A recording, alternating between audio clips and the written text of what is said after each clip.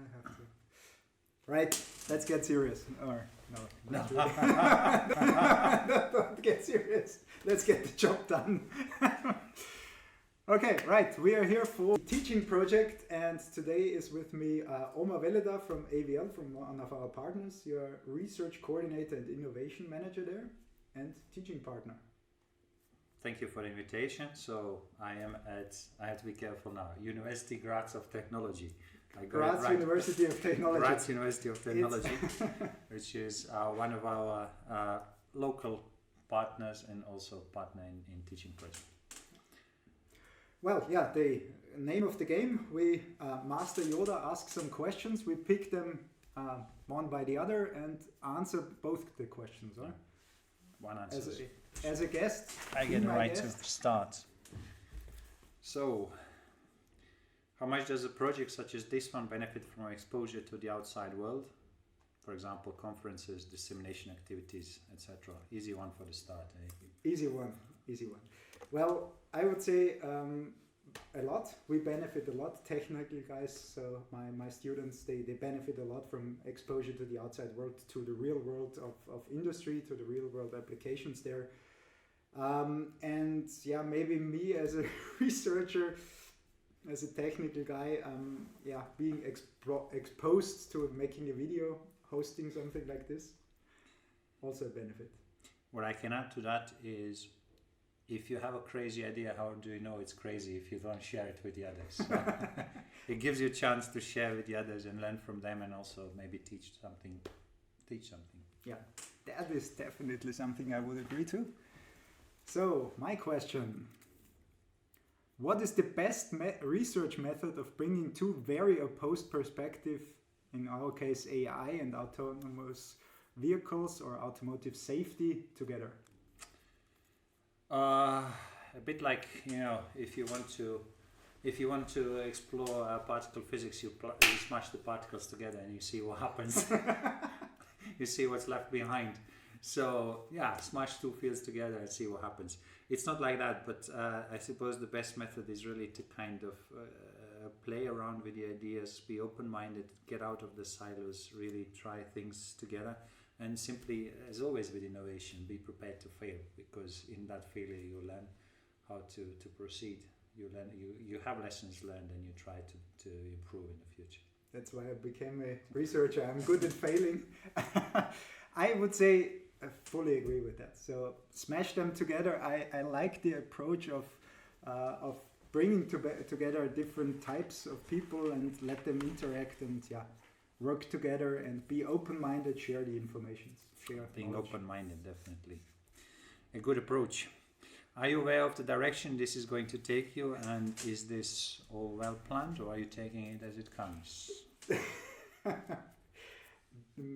Dangerous question. There's always, everyone has a plan until reality hits you in the face, I would say.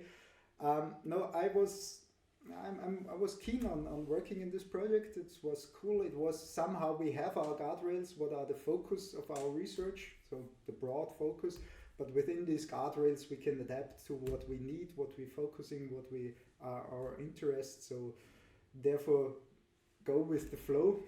That's the approach I take.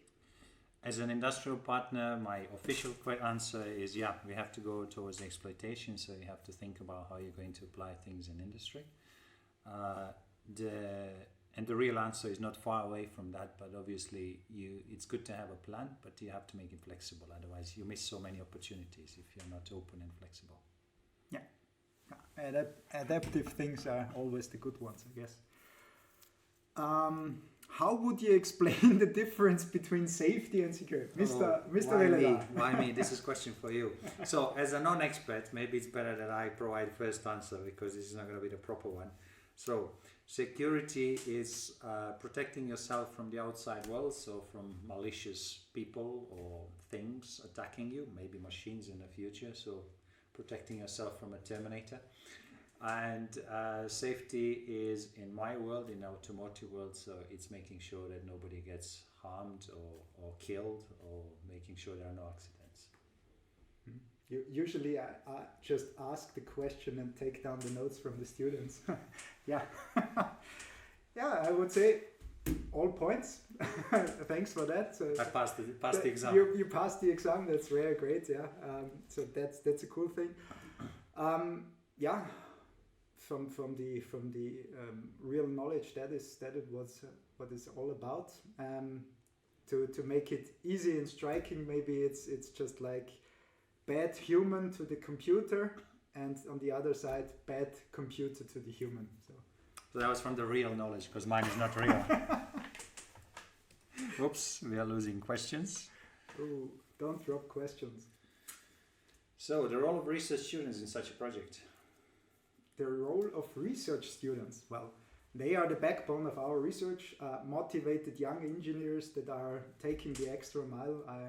I think my colleagues, they just do a great job because of their motivation, and that is the thing behind all the projects that we have. And I let them learn here, so I can steal them afterwards. Yeah. So, yeah, all I can add to that is basically treat them as real colleagues rather than just as students, and you're really going to get proper contributions, and then you are going to have, decent colleagues in the future. That's what we have, decent colleagues here. What have you learned during this project so far, and what will be the benefit for either, you can choose academia or industry, which you want to answer? I suppose some of the best learnings are this interaction between two opposing worlds, so artificial intelligence and the safety, automotive safety. Also, I learned quite a bit about the two different domains, which are kind of sometimes clashing, sometimes overlapping really well. And in our case, that's automotive and the avionics. Yeah, cool. My learnings, why do I have to argue when I know that I'm right? No. Yeah, learnings, I think that's very good. So the automotive, the avionics domain, different worlds, cool interactions, both need dependability, so that both sides we can learn, or we work with them. Benefits for academia of this project, or from our perspective, is definitely the tight cooperation with the industry, and I think that gives it a huge added value to all the research that we do. So maybe to add to that, the main benefits, you're going to be able to be driven as opposed to have to drive. Let's see. I didn't say driven well, I said driven. So what is it about this project that interests you the most? It interests me the most. Yeah, when we started the project, it were more or less two factors that drive it, and which drive my interest in this regards. One thing, definitely AI, dependability in AI. So two sides of a coin, or two unmixable things from the first perspective. And the other thing was definitely the relation with the partners. So first project that I took over as a researcher. So keeping in touch with you, getting in touch with the Italian colleagues again. So that was the second thing there. Yeah, I suppose you answered the question from my perspective as well. The main interest is basically kind of getting all these different perspectives together, and making sure that they work together, integrating them, and yeah, from my perspective, that's really kind of the key thing. My turn. Your turn. My turn. Master Yoda, next question. Tell me about some surprises that you faced so far in this project. I suppose the main one, or the biggest one, was the amount of overlap, for example, between avionics and automotive world. And also maybe a really positive one is that you can really bring people from very opposing, very different spheres, and actually get really decent collaboration. I knew this already before, but every time with every project where this happens so well, you always get a little bit kick, and you always get a little bit happier, because you get positively surprised when it happens. It doesn't always happen. Yeah, I can add there the negative point.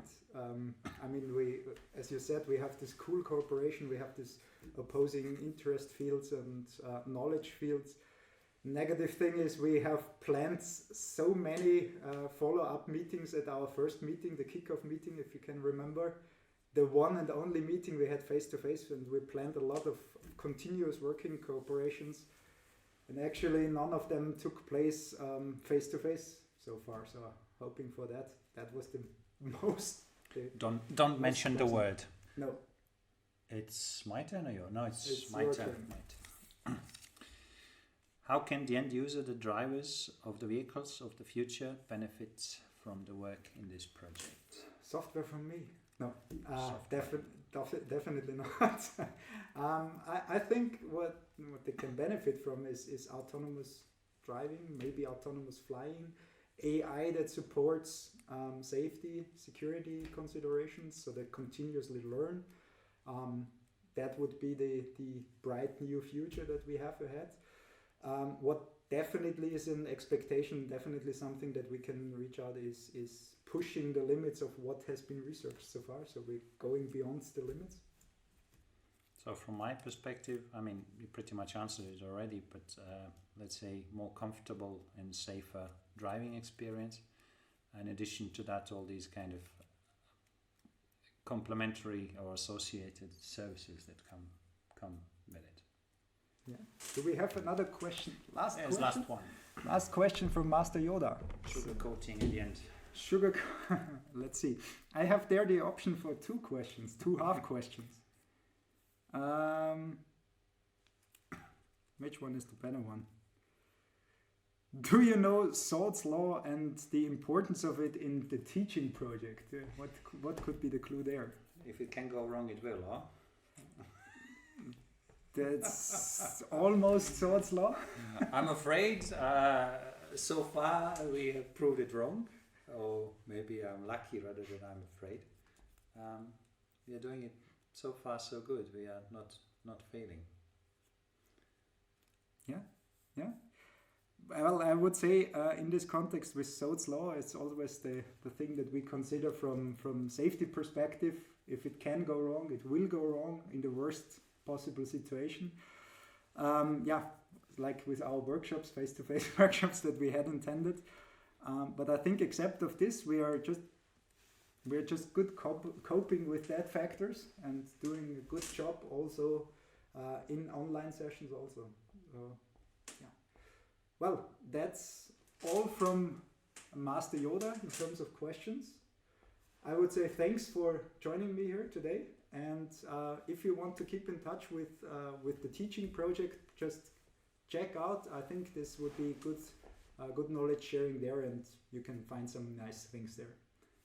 Thank you for the invitation, and goodbye. Yeah, bye-bye.